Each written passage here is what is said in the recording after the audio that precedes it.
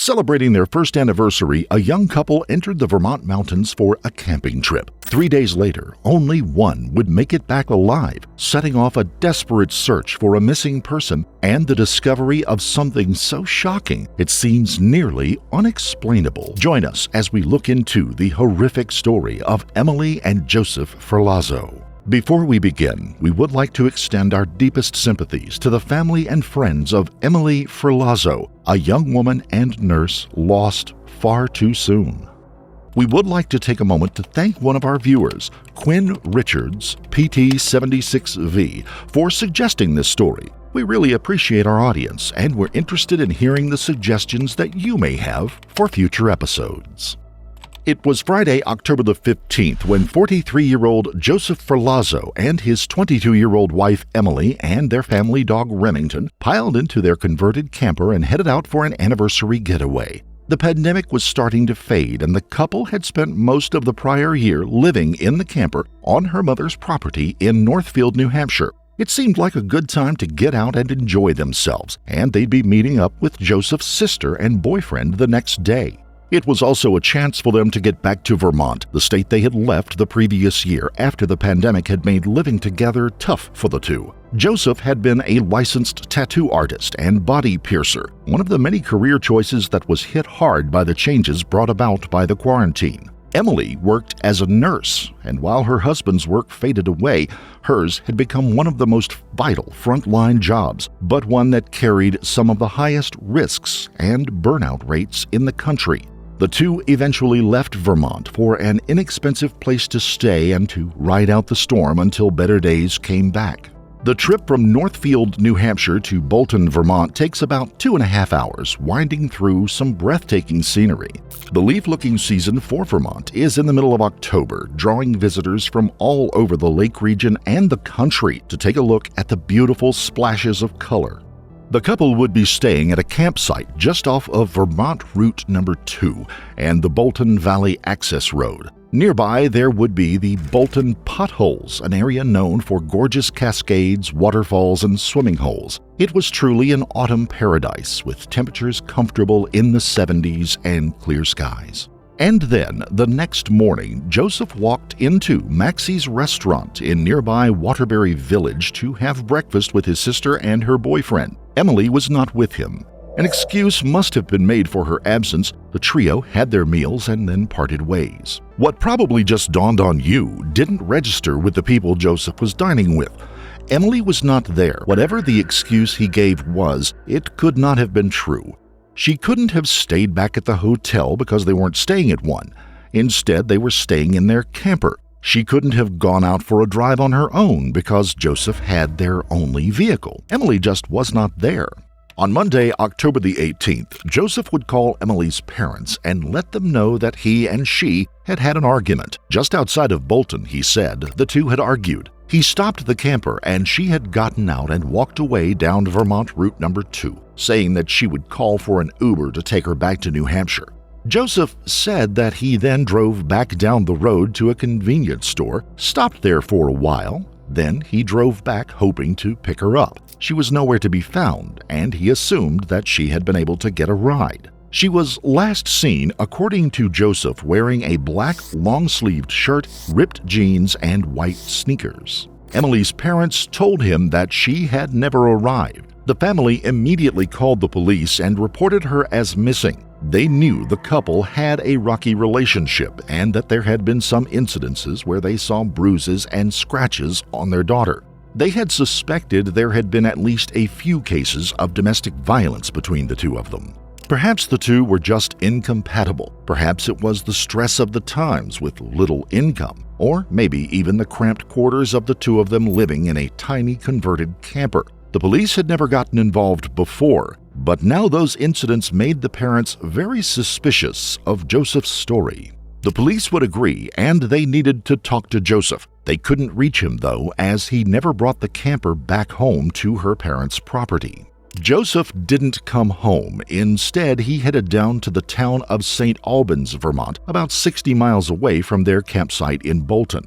He headed to a friend's home and stopped for a visit. That friend let him park the camper outside of his house on Meadowbrook Lane, not having any idea that Joseph was apparently keeping a horrible secret. That night, Joseph would stay in the camper. He wasn't sleeping, though. What he was actually doing was a gruesome end to his marriage with Emily. The next morning, Joseph would head to a nearby Maple Fields convenience store as if nothing had happened at all. Throughout the night, police both in New Hampshire and Vermont had been on the lookout for young, blonde-haired Emily, but to no avail. Joseph, with dark curly hair, numerous tattoos, and a nose piercing, had been spotted several times here and there. In particular, after seeing the missing persons report on the television news, one of the servers at Maxie's restaurant called in to say that he had eaten there on Saturday morning, but that Emily was not with him. Vermont State Police are looking for a New Hampshire woman who disappeared from the town of Bolton. Officials say 22-year-old Emily Ferlazzo from Northfield was last seen Saturday afternoon.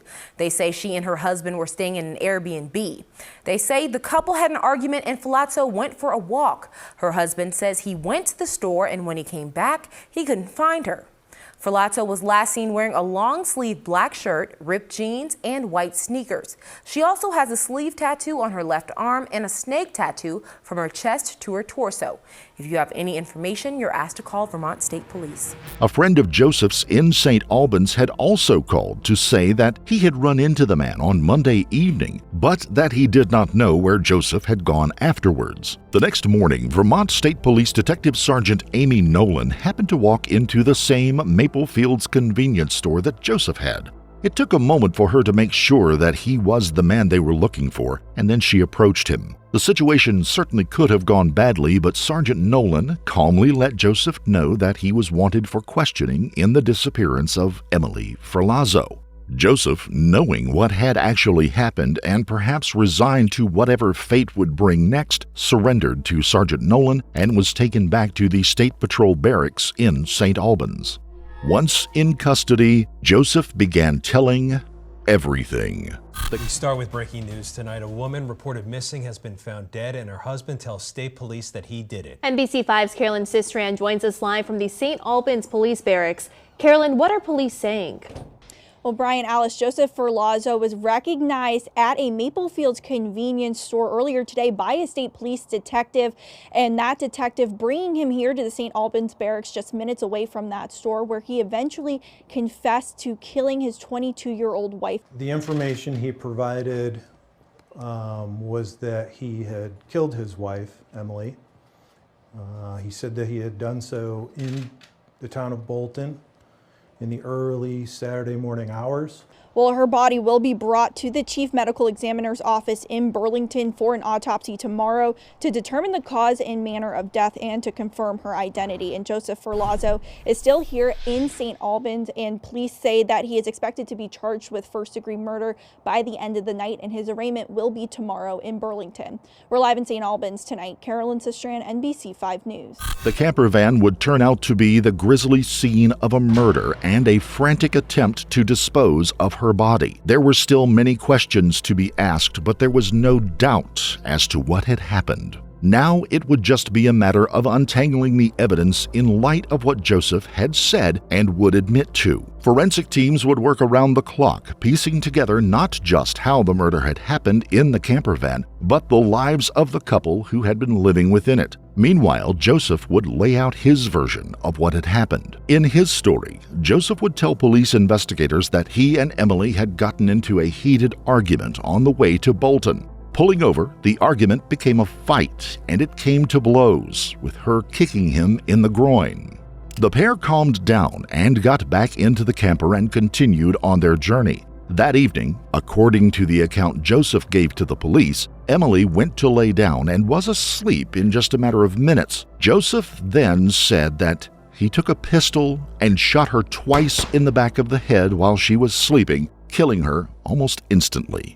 The Vermont State Medical Examiner's autopsy would confirm that portion of his story, that a nearly point-blank gunshot had been the cause of Emily's death. Joseph then told investigators that he had put a black plastic trash bag over Emily's head and dragged her body from the bed and stuffed her into the cramped bathroom of the camper. There she would remain while he had breakfast with his sister, and there she would continue to remain the next day and the following day too as he drove to St. Albans. After he secured permission to stay in the camper at his friend's place in St. Albans, Joseph had spent the night dismembering Emily's body. Using a handsaw, Joseph removed her hands, feet, arms, and legs, putting each of the parts in separate trash bags. When the camper was brought to the St. Albans Police Barracks lot, forensic teams entered the vehicle. All of the parts of Emily's body were found within the camper, along with the alleged weapon, a Glock 19 semi-automatic pistol. Other weapons, ammunition, and a sizable amount of cash were also found. There was no sign of Remington the dog. Whether he told the police what his plans were for Emily's body after that point has not been released to the public at the time of this video. Joseph, in a protective mask and face shield, would appear on closed-circuit television the next day for his arraignment in court. After charges and preliminary information were offered, it was ordered that Joseph be held without bond until the time of his trial. At the arraignment, even though he had confessed to the killing and provided details of what had happened to the officers the previous day, Joseph would enter a plea of not guilty. Over the next year and beyond, Joseph would remain in jail awaiting trial. During this time, he applied for a court-appointed attorney. Filings showed that in the previous year to the incident, he and Emily had only made about $4,000 in verifiable income. He also stated on the form that beyond about $3,500 in the couple's bank account, he had on hand about $10,000 in cash. Forensic personnel in searching the camper van, however, reported they found some $20,000 in cash in the vehicle. In addition, Joseph listed the camper van, a 2016 Jeep, and a 2021 Ducati motorcycle in his possession, along with another unspecified motorcycle. Investigators would find that he had given both motorcycles to friends earlier to either hold on to or keep prior to the incident. Records would also show that he still roughly owed about $6,000 on the Ducati motorcycle. The camper and the cash on hand, being a big part of the evidence in the trial, left him with an inability to pay the full amount that would be considered normal for a trial of this magnitude. He would be allowed to use a public defender, funded at least in part with his own limited resources. Emily's family and friends were left to cope with the loss as best they could. The Ferlazzo's dog, Remington, had been found apparently, and then dropped off at one of Joseph's friends' houses before the incident occurred. The dog now lives with Emily's mother and stepfather, Adrian and David Bass. The Bass family, devastated by the loss of their daughter, were able to receive some counseling from a special social work group that operates as part of the Vermont State Police Major Crimes Unit. They thanked the group, but said that the loss might never be something they could get over. In December of 2022, Adrian and David would win a civil case against Joseph Ferlazzo for the death of Emily. The family would be awarded a judgment of $1.5 million. While there was no way that Joseph would be able to pay that amount of money, the Basses would say the case and the judgment were done to make sure that in no way Joseph would ever be able to profit off the death of their daughter. Should he sell his story, any proceeds would go to her family rather than him. In August of 2023, Joseph's attorney would request additional forensic testing on the firearm allegedly used in the murder as part of his defense. It can be assumed that after the reporting of those results, Joseph's murder trial should follow along not too long after. Until then, his plea of not guilty will have to stand until the evidence and his own confession can be brought before a judge and jury. On a side note, this is not the first time the Ferlazzo family has encountered murder. In October of 2009, Joseph's stepmother, Young-hee Lynn Ferlazzo, was found stabbed to death in her apartment. Joseph Ferlazzo Sr. had come home after a late-night grocery shopping trip and found her dead on the floor in their home in Upper Gwinnett Township in Pennsylvania. The father was questioned in the stabbing but was not considered a suspect. It is now considered a cold case by local police. Lynn Ferlazzo had been the manager of a massage parlor owned by her husband. The massage parlor had been raided sometime before, and a number of workers had been charged with prostitution, including the woman's niece. In the case of the younger Ferlazzo, we will have to wait to see if justice will be served in the death of Emily. If anything can be taken from this case, it is that domestic arguments and violence are serious issues. If you or someone you know is the victim of domestic violence, please seek help and do not allow yourself to become a victim of continued abuse or even worse. Check your local area for domestic violence survivor resources or call the National Domestic Violence Hotline at 1-800-799-7233. Or you can simply text the word START to 88788. There are people who care and they will help you. If you found this case compelling, don't forget to like the video, comment down below your take on it, and please subscribe to the channel. Also hit the notification bell in order to stay up to date each time we reveal a new shocking case. Until next time, stay safe and keep your eyes peeled.